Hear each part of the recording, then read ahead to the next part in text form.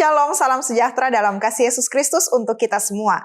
Kami ucapkan selamat malam untuk semua umat Tuhan dimanapun Anda berada. Terima kasih telah bergabung bersama Cornelius Media di malam yang ketiga dalam kebaktian kebangunan rohani Gereja Masehi Advent hari ke-7, Daerah Misi Maluku bekerja sama dengan Yayasan Cornelius dengan tema Walking with Jesus. Kami percaya dengan pertolongan Tuhan melalui acara ini, berkat-berkat rohani akan dirasakan oleh saudara-saudara umat Tuhan sekalian. Dan jika Anda merasa diberkati, mari bagikan tayangan ini kepada teman, sahabat, dan keluarga Anda.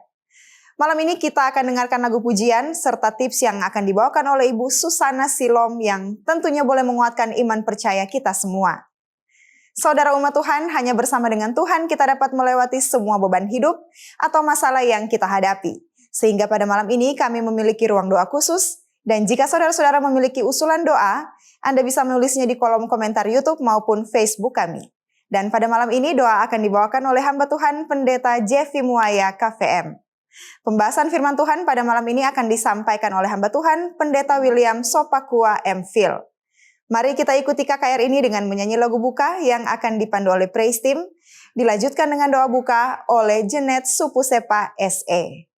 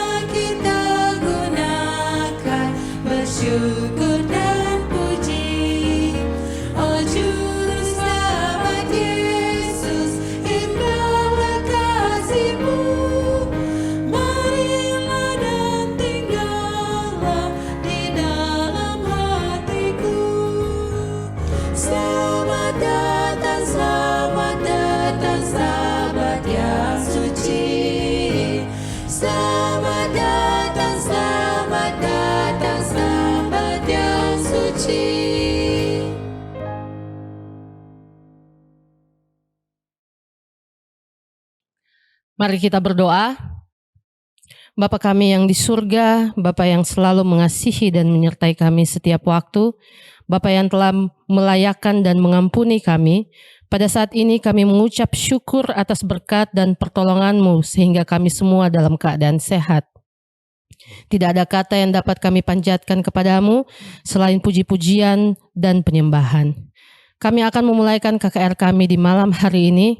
Kami memohon tuntunan kuasa Tuhan, agar KKR ini dapat berjalan dengan baik, agar KKR ini dapat terlaksana dengan baik dan berkenan bagi Tuhan, serta menjadi terang yang besar bagi semua orang. Berkatilah semua yang mengambil bagian pada malam hari ini, semua pelayan, semua pembicara, tim pendukung, alat-alat yang digunakan, listrik yang digunakan, dan semua kami yang bergabung pada malam hari ini. Tuhan mau jauhkan semua penghalang agar KKR ini dapat berjalan sesuai dengan kehendak Tuhan. Semoga ibadah kami pada malam ini boleh dapat berjalan dengan lancar sehingga selesai dalam tuntunan Tuhan saja. Sertai dan bimbing kami terus agar kami tetap mengasihi Tuhan. Kami telah bawa doa ini di dalam nama Yesus Tuhan yang menjadi juru selamat kami yang hidup. Amin. Shalom saudaraku, jumpa lagi dalam ruang tips KKRnet Walking with Jesus. Yohanes berkata, "Aku berdoa semoga engkau baik-baik dan sehat-sehat saja dalam segala sesuatu, sama seperti jiwamu baik-baik saja." Perkataan Yohanes ini dikuatkan oleh Decimus Juvenalis, mensana in corpore sano. Dalam tubuh yang sehat, terdapat jiwa yang kuat. Jiwa menurut KBBI adalah batin atau mental. Tubuh yang sehat dan jiwa yang kuat adalah kerinduan kita semua. Saat ini saya ingin membagikan 3 tips agar kita tetap memiliki tubuh yang sehat dan jiwa yang baik. Pertama, jalan kaki. Menurut jurnal Better Health, berjalan kaki di udara terbuka kurang lebih 30 menit setiap hari dapat menambah kekuatan tulang, massa otot, dan menjadikan jantung Anda semakin sehat. Ini juga akan meningkatkan metabolisme tubuh, juga meningkatkan kesehatan mental. Jika fisik kita kuat, maka kita dapat melakukan banyak hal dalam hidup ini. Jika jantung kita sehat, maka kemungkinan untuk terkena stroke sangat kecil. Saat kita berjalan, tubuh kita bergerak dan level endorphins akan meningkat. Endorphins akan menurunkan level stres pada sistem saraf yang akan memberikan efek rileks pada seluruh tubuh kita. Ini berdampak baik pada kesehatan mental. Cobalah untuk meluangkan waktu di pagi atau di sore hari untuk berjalan kaki. Dan Anda akan mendapatkan manfaat bagi tubuh dan mental Anda. Kedua, perbanyak ucapan syukur. Bersyukur memberikan rasa gembira dan puas. Kita gembira dan puas pada apa yang diberikan oleh Tuhan. Salomo berkata, hati yang gembira adalah obat yang manjur.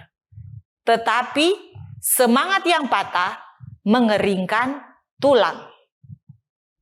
Hati yang gembira adalah obat bagi segala macam penyakit.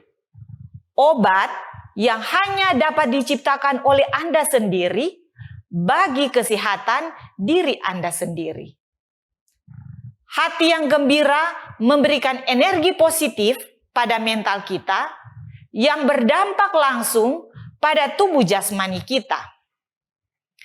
Kita berada di dunia yang penuh dengan berbagai macam penyakit. Pertahankanlah terus kesehatan Anda dengan perbanyak ucapan syukur dalam kehidupan. Maka Anda akan terbebas dari berbagai penyakit. Ketiga, percaya pada kuasa Tuhan.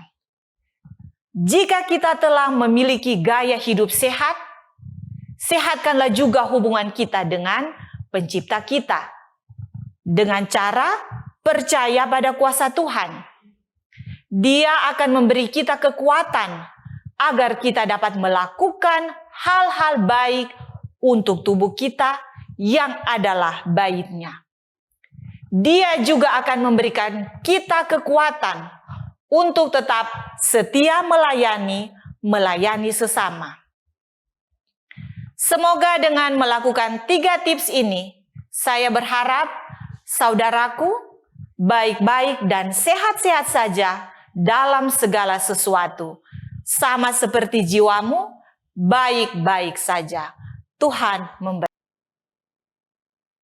Bapa kami yang berdiam di takhta kemuliaan sorga, pada saat ini kami datang kepadamu dengan segala ucapan syukur karena kasih yang begitu nyata di dalam kehidupan kami. Hanya Engkau yang layak untuk dipuji.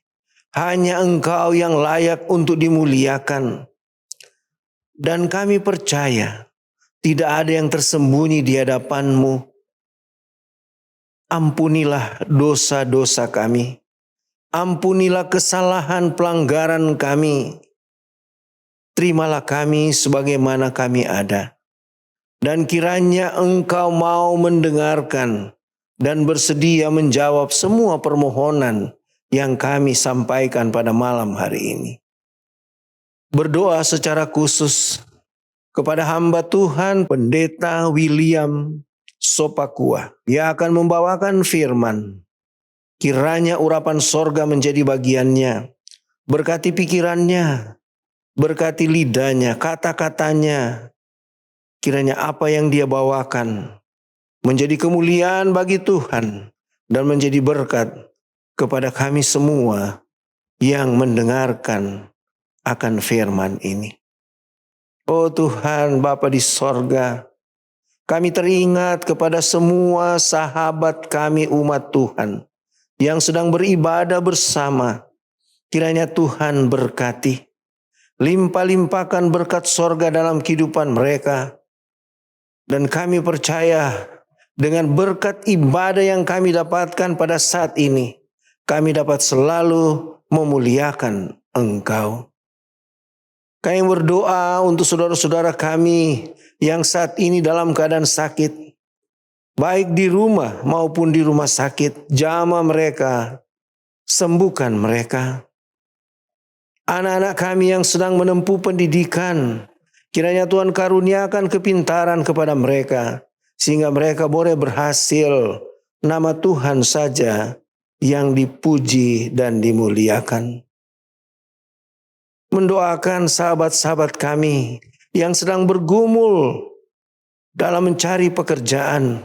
Kiranya Tuhan akan menolong mereka untuk menemukan pekerjaan yang layak. Dengan demikian, kami tetap selalu dapat bersuka cita karena Tuhan selalu campur tangan di dalam kehidupan kami masing-masing.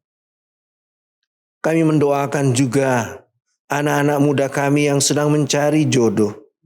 Tuhan kiranya urapi mereka, tolong mereka untuk menemukan pasangan hidup yang terbaik bagi mereka.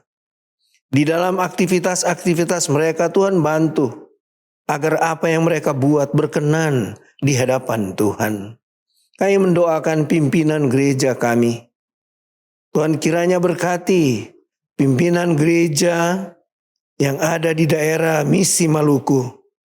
Urapi mereka dengan kuasa-Mu. Kepada semua hamba-hamba Tuhan, Tuhan berkati. Kepada seluruh umat Tuhan, Tuhan berkati. Dan kiranya berkat indah lewat acara ini dapat menjadi bagian kepada seluruh umat Tuhan yang ada di daerah Misi Maluku. Ya Tuhan Bapa di sorga, kami juga mendoakan akan pemerintah kami, mulai dari pusat sampai ke pelosok desa. Tuhan berkati mereka dengan kuasa-Mu, agar dapat memimpin negara kami dengan baik. Sehingga ada kesempatan bagi kami untuk senantiasa dapat memuji, memuliakan akan nama Tuhan. Terima kasih Bapa, karena Engkau bersedia mendengar. Terima kasih karena Engkau bersedia untuk menjawab semua permohonan kami. Karena kami sudah berdoa hanya di dalam nama Tuhan Yesus yang telah menjadi penebus dan juru selamat kami yang hidup. Haleluya. Amin. Terpujilah nama Tuhan. Saat ini kita akan mendengarkan sabda firman Tuhan yang akan disampaikan oleh Pendeta William Sopakua M.Phil. Beliau menikah dengan Ibu Susan Silom Eskom dan dikaruniai Tuhan 2 orang anak. Saat ini Pendeta William Sopakua melayani sebagai Direktur Departemen Misi Advent dan Komunikasi Gereja Masehi Advent Hari ke-7 Daerah Misi Maluku. Judul firman Tuhan pada malam ini adalah Berjalan dalam Kekuatan. Mari kita ikuti lagu tema yang akan dipimpin oleh Praise Team.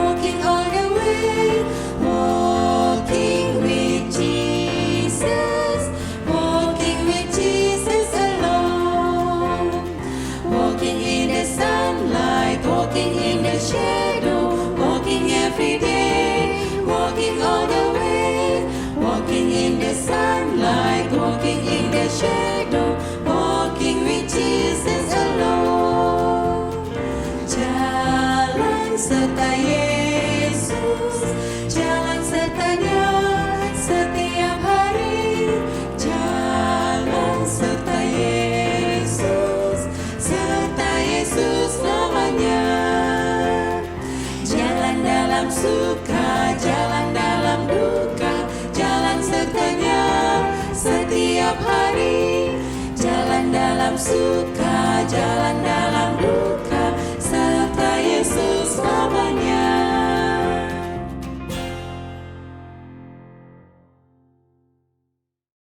Shalom dan selamat malam untuk kita semua.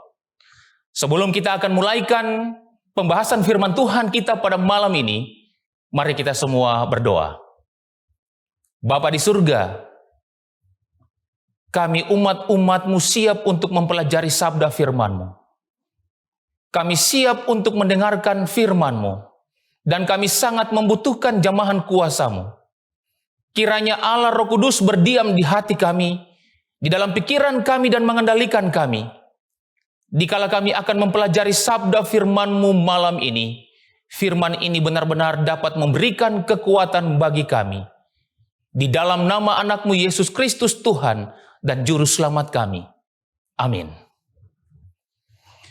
Pemirsa yang ada di rumah, ataupun di mana saja berada, kita berjumpa lagi dalam KKR Alkitab bersama Cornelius Media malam ini dengan judul Berjalan Bersama Yesus. Atau dengan topik malam ini, berjalan di dalam kekuatan atau penebusan. Tanggal 26 Maret 2016, kapal Tunda Brahman 12 dan tongkang Anan 12 yang memuat 7.000 ton batu bara dan diawaki 10 anak buah kapal bertolak dari Kalimantan Selatan. Saat melewati wilayah perairan Tawi-Tawi, kedua kapal dicegat oleh anggota kelompok militan Abu Sayyaf yang dengan mudah dapat menguasai kapal Tunda Brahman 12 dan tongkang Anan 12. 10 ABK tidak berkutik saat senjata laras panjang ditodongkan kepada mereka oleh perompak. Mereka lalu membawa kedua kapal ke salah satu pulau dan menguras habis isi kapal tersebut. Menjadikan 10 ABK sebagai sandera. Dan melayangkan tuntutan kepada pemerintah Republik Indonesia untuk memberikan uang tebusan sebesar 50 juta peso atau 15 miliar.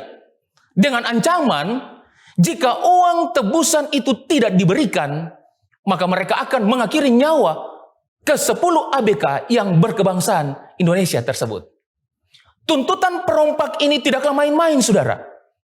Sebelumnya mereka telah menghabisi nyawa sandera asal Kanada karena pemerintah Kanada tidak memberikan uang tebusan. Nah, saudaraku, Menteri Luar Negeri Retno Marsudi dan Presiden Joko Widodo berjuang keras agar 10 ABK Indonesia tersebut bisa dibebaskan dan dibawa kembali ke Indonesia dalam keadaan baik.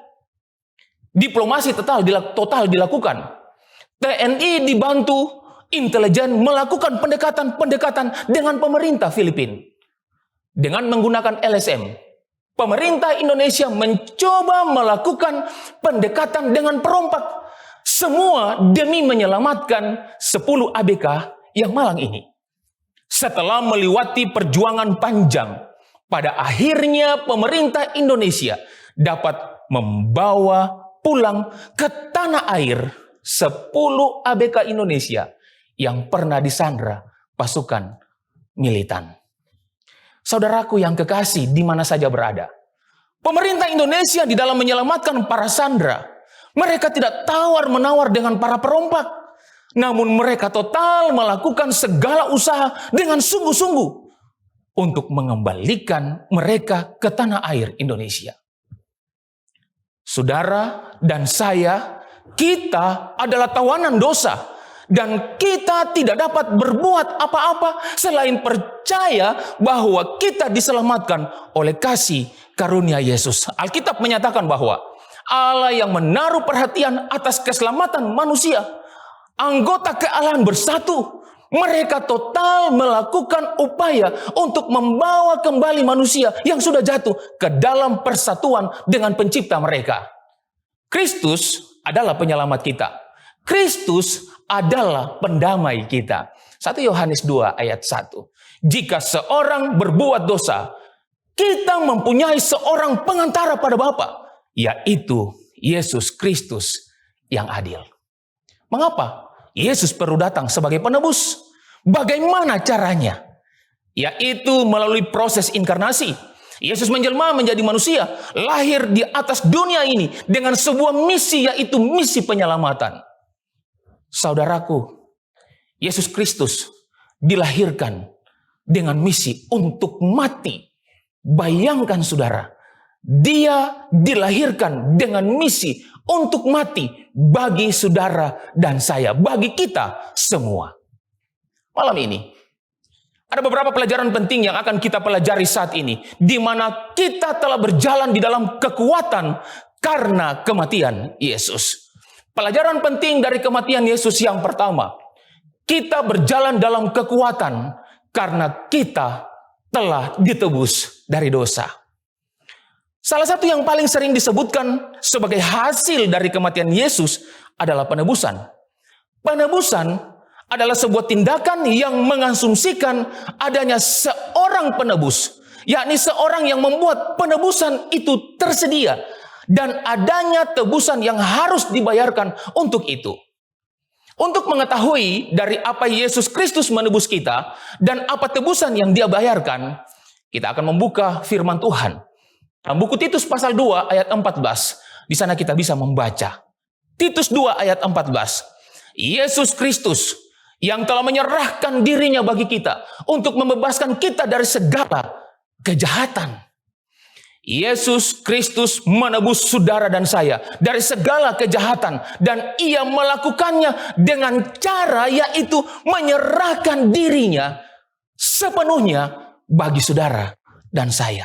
Dengan kata lain, Dia adalah tebusan bagi penebusan kita dari segala kejahatan, sebagaimana firman Tuhan katakan di dalam Matius pasal 20 ayat yang ke-28. Sama seperti Anak Manusia datang bukan untuk dilayani, melainkan untuk melayani dan untuk memberikan nyawanya bagi tebusan banyak orang. Yesus datang untuk melayani dan untuk memberikan nyawanya menjadi tebusan bagi banyak orang, bagi saudara, bagi saya, dengan harga tebusan yang sangat mahal. Mengenai penebusan ini, firman Tuhan berkata kepada kita dalam Ibrani pasal 9 ayat 11 sampai ayatnya yang ke-12. Dan saya ambil dalam Alkitab bahasa Indonesia sehari-hari. Tetapi Kristus sudah datang sebagai imam agung dari hal-hal yang baik yang sudah ada. Kemah Tuhan di mana Ia mengerjakan tugasnya sebagai imam agung adalah kemah yang lebih agung dan lebih sempurna. Itu tidak dibuat oleh manusia. Artinya bukan berasal dari dunia yang diciptakan ini. Kristus memasuki ruang maha suci di dalam kemah itu hanya sekali saja untuk selama-lamanya. Pada waktu itu, ia tidak membawa darah kambing jantan atau darah anak lembu untuk dipersembahkan. Ia membawa darahnya sendiri, dan dengan itu ia membebaskan saudara dan saya, kita semua, untuk selama-lamanya. Imam-imam mempersembahkan darah kambing jantan dan darah anak lembu untuk memperoleh pengampunan atas dosa. Seperti yang akan kita lihat nanti. Apa yang mereka lakukan tidaklah memadai, saudara. Sebaliknya, Yesus membawa darahnya sendiri kepada Allah, dan dengan itu ia membebaskan kita untuk selama-lamanya. Sebagaimana yang dikatakan juga di dalam buku Efesus pasal 1 ayat 7 dan buku Kolose 1 ayat 14. Efesus 1 ayat 7 berbunyi, sebab di dalam Dia, di dalam Yesus, dan oleh darahnya kita beroleh penebusan, yaitu pengampunan dosa menurut kekayaan kasih karunia Allah. Dan di dalam Kolose pasal 1 ayat 14, di dalam Dia, di dalam Yesus, kita memiliki penebusan kita, yaitu pengampunan dosa. Penebusan tidak diperoleh karena perbuatan baik atau kesalehan kita, saudara. Penebusan tidak diperoleh karena kelayakan ataupun nilai hidup kita, saudara. Tetapi penebusan hanya dapat diperoleh di dalam Yesus. Dan itu adalah penebusan menurut kekayaan kasih karunia Allah, yakni penebusan yang berkelimpahan, lengkap, dan kekal. Pelajaran penting dari kematian Yesus yang kedua, kita berjalan dalam kekuatan karena kita memiliki korban yang sempurna. Ibrani 10 ayat 3-4. Tetapi justru oleh korban-korban itu, setiap tahun orang diperingatkan akan adanya dosa. Sebab tidak mungkin darah lembu jantan atau darah domba jantan menghapuskan dosa. Kalau kita lihat ayat 4 dari perikop di atas, itu menjelaskan bahwa binatang sebagai korban penghapus dosa menurut hukum Taurat sama sekali tidak memadai untuk melakukan pekerjaan itu. Karena firman Tuhan berkata, tidak mungkin darah lembu jantan atau darah domba jantan menghapus dosa. Ibrani 9 ayat 22 mengatakan, tanpa penumpahan darah tidak ada pengampunan. Jelaslah bahwa diperlukan darah yang lain yang harus ditumpahkan agar ada pengampunan dosa yang benar. Pertanyaannya sekarang adalah, darah siapakah itu? Tentu, saudara, darah Yesus Kristus. Sesungguhnya dikatakan di dalam Ibrani pasal 10 ayat 6-12. Dan karena kehendaknya inilah kita telah dikuduskan satu kali untuk selama-lamanya oleh persembahan tubuh Yesus Kristus. Selanjutnya, setiap imam melakukan tiap-tiap hari pelayanannya dan berulang-ulang mempersembahkan korban yang sama sekali tidak dapat menghapuskan dosa. Tetapi ia, Yesus Kristus, setelah mempersembahkan hanya satu korban saja karena dosa, ia duduk untuk selama-lamanya di sebelah kanan Allah. Yesus Kristus menyelesaikan masalah dosa satu kali untuk selama-lamanya. Pengorbanan Yesus karena dosa hanya satu kali. Dan dengan itu ia membebaskan saudara dan saya, membebaskan kita untuk selama-lamanya. Kalau kita lihat di dalam Ibrani pasal 9 ayat 12 dalam Alkitab terjemahan bahasa Indonesia sehari-hari. Itulah mengapa sekarang tidak diperlukan lagi korban yang lain. Sebagaimana dikatakan dengan sangat jelas di dalam Ibrani pasal 10 ayat 18. Jadi apabila untuk semuanya itu ada pengampunan, tidak perlu lagi dipersembahkan korban karena dosa. Ayat ini, saudara, tidak mengatakan bahwa tidak akan ada dosa lagi. Yang dikatakan ayat ini adalah tidak perlu lagi dipersembahkan korban karena dosa. Dan ini dikarenakan pengorbanan Yesus Kristus memiliki kuasa yang kekal atas dosa. Darah Yesus adalah satu-satunya obat yang dapat menyembuhkan saudara dan saya dari sakit akibat dosa. Hukum Taurat memerintahkan orang untuk mempersembahkan korban tertentu untuk dosa tertentu. Korban yang lain untuk dosa yang lain dan seterusnya. Dan semua korban itu tidak dapat menyembuhkan masalah dosa. Namun Apa yang tidak dapat dilakukan oleh korban yang lain, dapat dilakukan oleh Yesus Kristus, yaitu dengan mengorbankan dirinya sendiri. Sekarang, setiap orang yang percaya kepadanya, dibersihkannya dari semua dosanya. Sebagaimana yang dikatakan kepada kita di dalam buku Wahyu pasal 1, ayat yang kelima. Dan dari Yesus Kristus, saksi yang setia, yang pertama bangkit dari antara orang mati dan yang berkuasa atas raja-raja di bumi ini. Bagi Dia yang mengasihi kita dan yang melepaskan kita dari dosa kita oleh darahnya. Yesus Kristus telah melepaskan saudara dan saya dari dosa oleh darahnya sendiri. Dialah yang melakukan pekerjaan itu. Seperti Wahyu 1 ayat 5, sama sekali tidak mengatakan bahwa kita melepaskan diri kita dari dosa. Tetapi Yesus Kristuslah yang melakukan semuanya. Dan Dia melakukannya dengan sangat sempurna, saudara. Sekali untuk selama-lamanya. Pelajaran penting dari kematian Yesus yang terakhir. Yang ketiga, kita berjalan dalam kekuatan karena kita sudah diperdamaikan dengan Allah. Hal penting lain yang juga diberikan kepada kita adalah perdamaian kita dengan Allah. Saudaraku yang kekasih, kita adalah orang-orang berdosa. Namun setelah pengorbanan Yesus dan setelah kita percaya kepadanya dan kita ditebus dan dibebaskan dari semua dosa kita, ini membuat kita dibenarkan dan diperdamaikan dengan Allah di surga. Sebagaimana yang dikatakan di dalam Roma pasal 5 ayat 6 sampai 10. Firman Tuhan berkata, karena waktu kita masih lemah, Kristus telah mati untuk kita. Orang-orang durhaka pada waktu yang ditentukan oleh Allah. Sebab tidak mudah seorang mau mati untuk orang yang benar, tetapi mungkin untuk orang yang baik ada orang yang berani mati. Akan tetapi Allah di surga menunjukkan kasih-Nya kepada kita. Oleh karena Kristus telah mati untuk kita ketika kita masih berdosa. Lebih-lebih karena kita sekarang telah dibenarkan oleh darah-Nya, kita pasti akan diselamatkan dari murka Allah. Sebab jikalau kita ketika masih seteru diperdamaikan dengan Allah oleh kematian anaknya, lebih-lebih kita yang sekarang telah diperdamaikan pasti akan diselamatkan oleh hidupnya. 1 Petrus 3 ayat 18. Sebab juga Kristus telah mati sekali untuk segala dosa kita. Ia yang benar untuk orang-orang yang tidak benar. Supaya Ia membawa kita kepada Allah. Ia yang telah dibunuh dalam keadaannya sebagai manusia. Tetapi yang telah dibangkitkan menurut roh.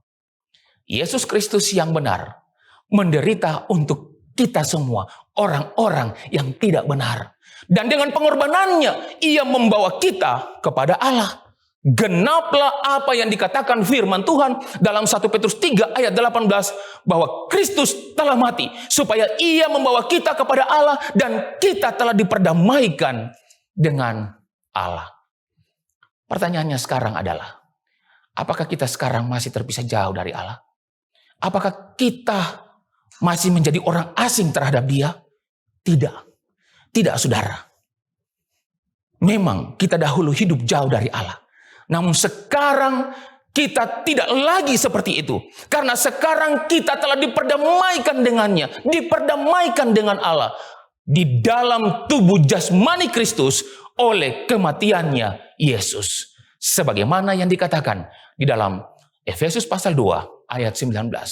Demikianlah kamu bukan lagi orang asing dan pendatang, melainkan kawan sewarga dari orang-orang kudus dan anggota-anggota keluarga Allah. Seperti yang telah kita pelajari, melalui kematiannya, Yesus membebaskan kita dari segala dosa dan memperdamaikan kita dengan Allah.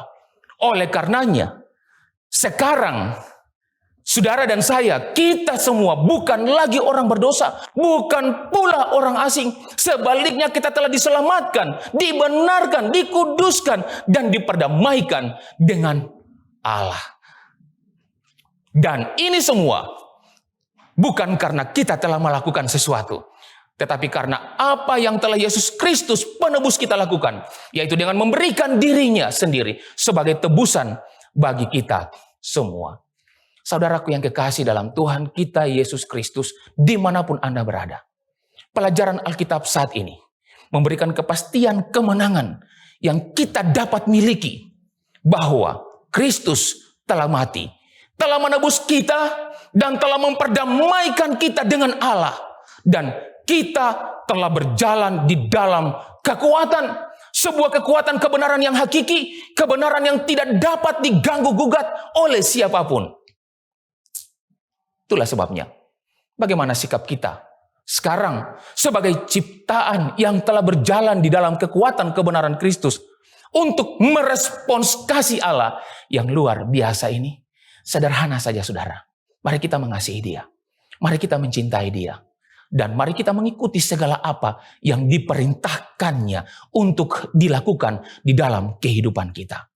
Marilah kita tanamkan dalam pikiran kita perkataan dalam 1 Petrus 1 ayat 18 sampai 19 yang berbunyi demikian. Hiduplah sebagai anak-anak yang taat.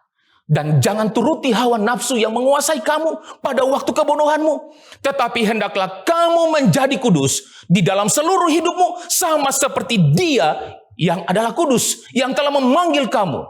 Sebab ada tertulis, kuduslah kamu, sebab aku kudus. Dan jika kamu menyebutnya Bapa, yaitu Dia yang tanpa memandang muka menghakimi semua orang menurut perbuatannya, maka hendaklah kamu hidup dalam ketakutan selama kamu menumpang di dunia ini. Sebab kamu tahu bahwa kamu telah ditebus dari cara hidupmu yang sia-sia, yang kamu warisi dari nenek moyangmu.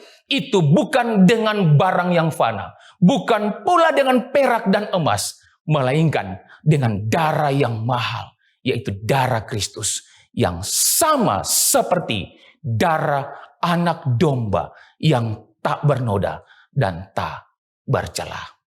Mari kita berdoa. Terima kasih Tuhan. Terima kasih untuk waktu yang indah. Terima kasih untuk kesempatan yang sangat berharga ketika kami boleh merenungkan sabda firman-Mu. Terima kasih Tuhan, lewat inkarnasi, Yesus lahir ke atas dunia ini dengan sebuah misi penyelamatan untuk menebus kami, untuk memperdamaikan kami, dan untuk memberikan kemenangan bagi kami.